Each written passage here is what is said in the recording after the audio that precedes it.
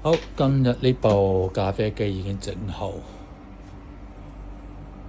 裡面塊主板出問題，開機就不停咁樣煲水，咁訂零件足足訂咗1個星期有多，今日就終於已經搞掂咗。講啦，開機，咁佢之前部機嘅話呢，一開機嘅話呢，個溫度去到135度嘅。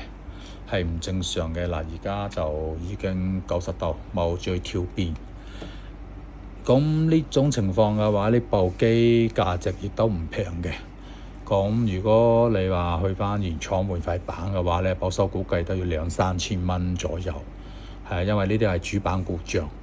咁我哋而家嚟講嘅話呢，唔使2000，唔使1000，唔使900，800蚊。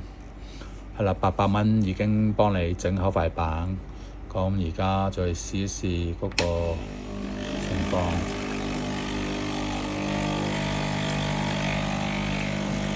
咁我哋都唔上呢個咯，費事上咯，直接而家出水。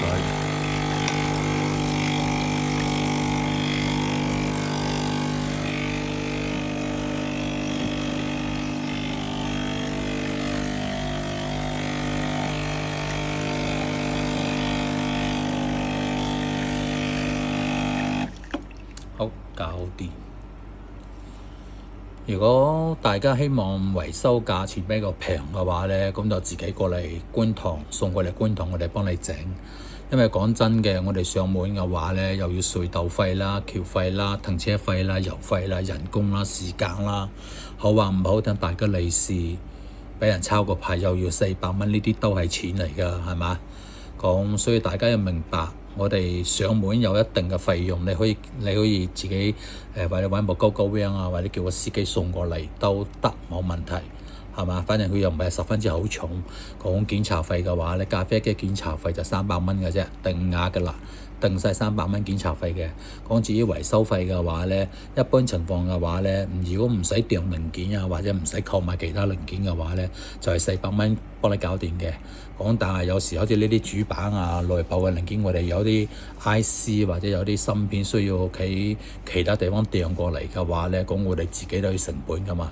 係啦，所以嗰個費用方面嘅話會貴啲，但係你話上部機而家整好晒800蚊，係啦，800已經完成咗800蚊。咁你話上部機咁大部機整好800蚊，你話貴唔貴啊？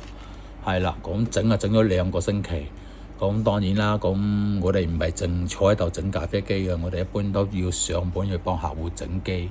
係啊，即係夜晚每日翻嚟嘅話咧，就整1-2部咁樣。我外面仲有20幾部機都未整。係啦，因為價錢平，我哋即係集中埋一齊咁維修，咁就價錢就可以平啲。但係如果上門嘅話，1對1點就啊，大佬8-9水上門整埋先8-9水係嘛？維修咖啡機，維修小型電器。